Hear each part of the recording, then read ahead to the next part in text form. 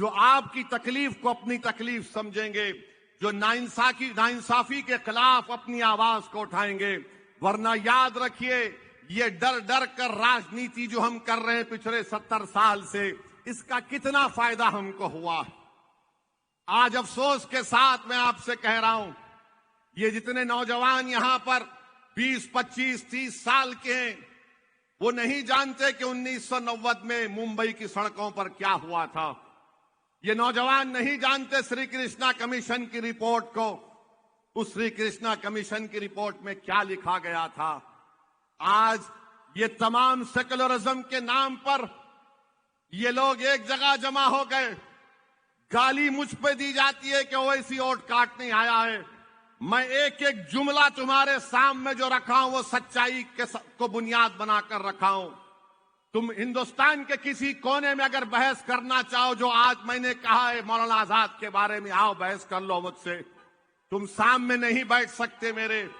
आप बताइए, ट्रिपल तलाक का कानून आया तो जो आज सेक्युलर बनकर बैठे हैं, बताओ हारून, क्या तुम्हारी पार्टी ने ट्रिपल तलाक कानून की तायीद की थी? नहीं की थी। CAA का कानून आया, बताओ हारून, तुम्हारी पार्टी ने तायीद की थी? नहीं की थी बीजेपी के साथ। UAPA का कानून सख्त बना दिया गया, इतना सख्त कि 5-5, 6-6 साल से हमारी बेटियां, हमारे बच्चे जेलों में सड़ रहे हैं, बेल ही नहीं होती। आप बताइए, वक्फ का बिल का कानून पार्लियामेंट में पेश हुआ तो हारून की पार्टी के MP पार्लियामेंट लोकसभा छोड़ के भाग गए और हमको गाली देते हैं। मेरे अजीज दोस्तों और बुजुर्गों, मैं वोट कटाने के लिए नहीं आया हूं, मैं अपना हक मनवाने के लिए आपके दरमियान में आया हूं। मैं तोड़ने के लिए नहीं आया हूं, मैं जोड़ने के लिए आया हूं। और कैसे जोड़ेंगे? जब आपको आपका हक मिलेगा। हम तो सिर्फ एक ATM की मशीन बनकर रह गए हैं। आएगा, बोलेगा डराओ इनको, ये डर जाएंगे। मैं क्या कह रहा हूं, अंग्रेजी का लफ्ज इस्तेमाल कर रहा हूं, सबमिशन नहीं, एजेंसी की जरूरत है हमको। एजेंसी क्या है? मंजलिस है। सबमिशन तो कोई भी झुक जाएगा, सरेंडर कर जाएगा, मगर क्या हासिल हो रहा आज? आज मोदी ने वक्फ का कानून लेकर आए हैं, जो बिल लाए हैं पार्लियामेंट में पेश किया गया। मैं बता रहा हूं आपको जिम्मेदारी के साथ, अगर खुदा ना खास्ता लाखों बार वो बिल कानून बनेगा तो फिर हमारी मस्जिदें छीन ली जाएंगी, दरगाहें छीन ली जाएंगी, कब्रस्तान को खत्म कर दिया जाएगा, ईदगाहें नहीं बरकरार रहेंगी। कलेक्टर को इख्तियार दे दिया गया है कि तय करे कि कौन सी जायदाद वक्फ है या नहीं। कल जाकर कोई हाजी अली दरगाह के बारे में कहेगा कि लाओ, कमेटी से पूछा जाएगा कि हाजी अली दरगाह के कागजात कहां हैं, क्योंकि इस बिल में वक्फ बाय यूजर को खत्म कर दिया जा रहा है। वो प्रपोजल है। आप बताइए, हाजी अली की दरगाह कितने 100 साल पुरानी होगी? कौन सा उनके पास डॉक्यूमेंट होगा? ठीक है, ट्रस्ट के तहत है, मगर ये मत समझो कि उस पर चैलेंज नहीं होगा।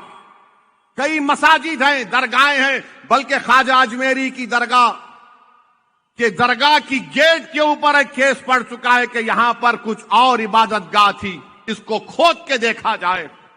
तो मेरी आपसे अपील है कि बीजेपी के बढ़ते हुए कदमों को जरूर रोकना है, मगर कौन रोकेगा? ये लोग रोकेंगे जो मिले हुए हैं, ये लोग रोकेंगे जिनको आप वोट देंगे, जो आपका सौदा करते आए पिछले 70 साल से। आपको अपनी एक अलहदा सियासी आवाज की जरूरत है। देश मजबूत होगा, लोकशाही मजबूत होगी, संविधान मजबूत होगा। अरे भारत के अल्पसंख्यक समाज से इतनी नफरत क्यों है तुम लोगों को कि हम कामयाब नहीं होंगे? और इनको सबसे बड़ी नफरत क्या है? हाँ, ये ओवैसी है, ये बड़ा मजहबी है। मैं क्या करूं? अपने दीन को छोड़ दूं? मैं तौहीद को छोड़ दूं? मैं शिरक करने वाली हरकतें करूं? ये मुझसे नहीं हो सकता है। यकीनन भारत का मैं मुसलमान हूं, नंबर 1 का शहरी हूं, मुझे अपने दीन पर फख्र है। क्यों फख्र है?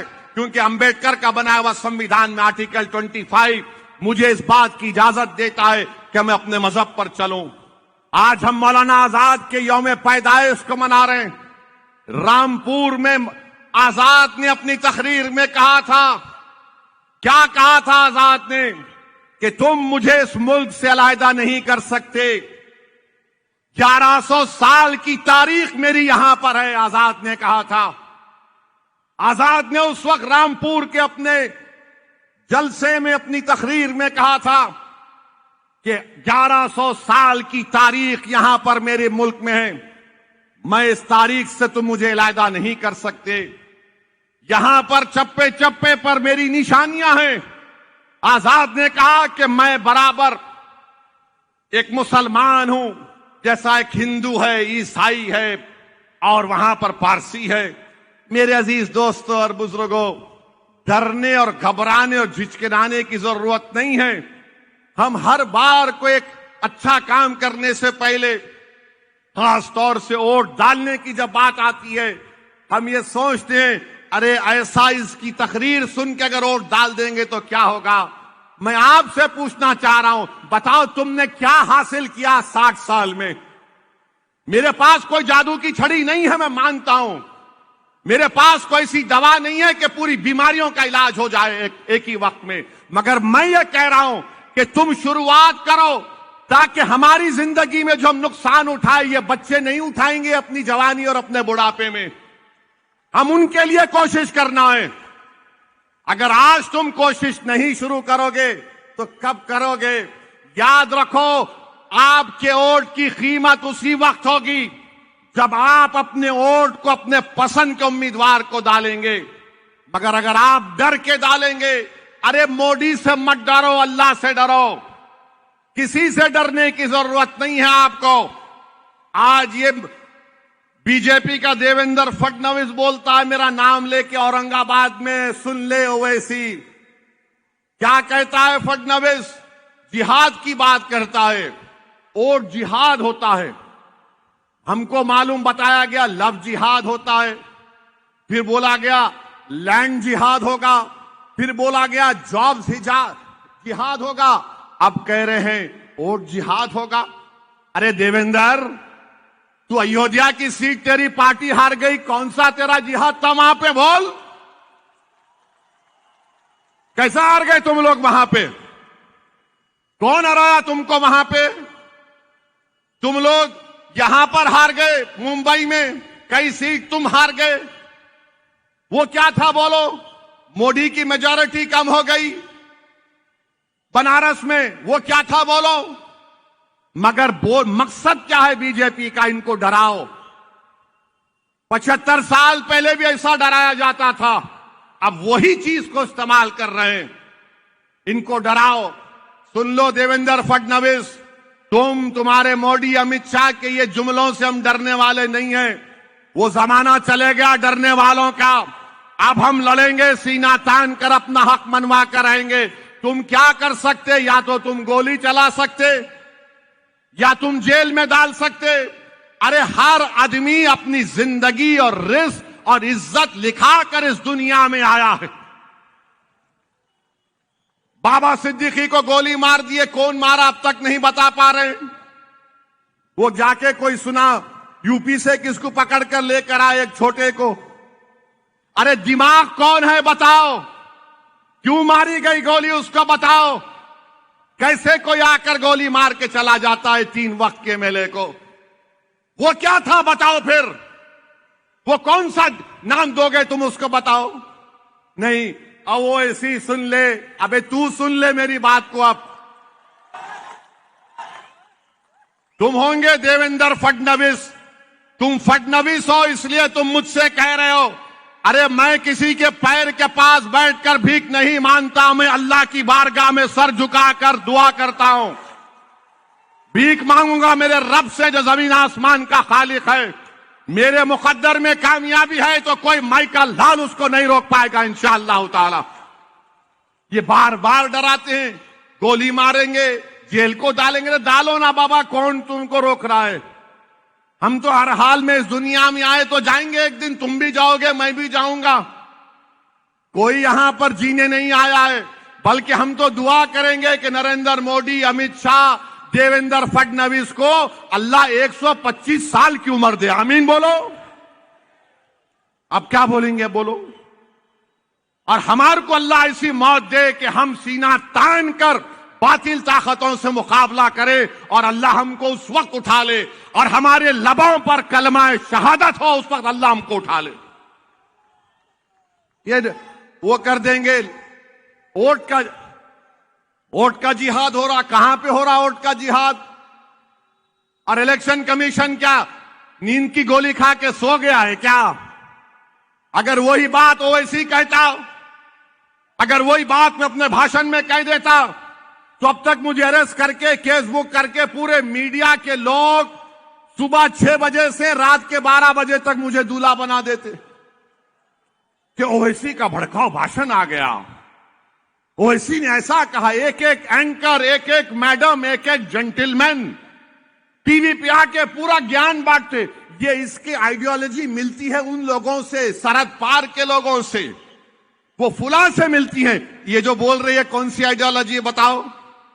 रेडिकलाइजेशन कौन कर रहा है? फडणवीस नहीं कर रहा है तो कौन कर रहा है बताओ?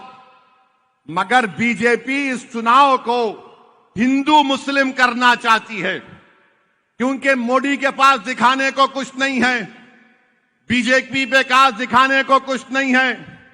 आज महाराष्ट्र में बीजेपी बड़ी परेशान है। अब फडणवीस को डर लग रहा है कि मेरा क्या होगा। वो एक पिक्चर आया था ना मशहूर बहुत, उसका एक बड़ा डायलॉग था कि तेरा क्या होगा फडणवीस बोलना पड़ेगा। आप इनको उसकी पड़ी हुई है। मेरे अजीज दोस्तों और बुजुर्गों, मैं आपको बता रहा हूं, मेरी बात का यकीन करिए और डालो मेरे भाई। जीत हार होते रहेगी, मगर क्या कोई भी आलीशान इमारत रातों रात बन जाएगी? जो काम आप और हम करेंगे हमारी आने वाली नस्लों के लिए कर रहे हैं, बल्कि ये देश के हित में है कि हम जमहूरियत को अगर मजबूत करना चाहते हैं, संविधान में और भरोसा पैदा करना चाहते हैं, जब सब समुदायों का लीडर है, आपका लीडर क्यों नहीं है? मैं सलाम करता हूं महाराष्ट्र के मराठाओं को कि उन्होंने एक दुबले पतले शख्स जरांगे पाटिल को अपना नेता बना दिया और जरांगे पाटिल जो बोलता है उसका समाज उसकी बात को सुनता है। जरांगे पाटिल ने कहा कि सफाया कर दो सबका इलेक्शन में, उसका समाज तैयार हो गया।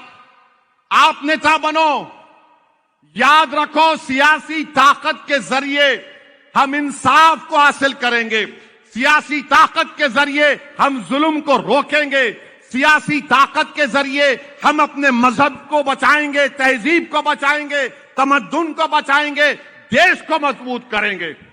वरना याद रखो ऐसे लोग इस वैक्यूम को फिल कर लेंगे जो जमहूरियत पर भरोसा नहीं करते। मैं जो कुछ कह रहा हूं जमहूरियत को, डेमोक्रेसी को मजबूत करने के लिए आपसे कह रहा हूं।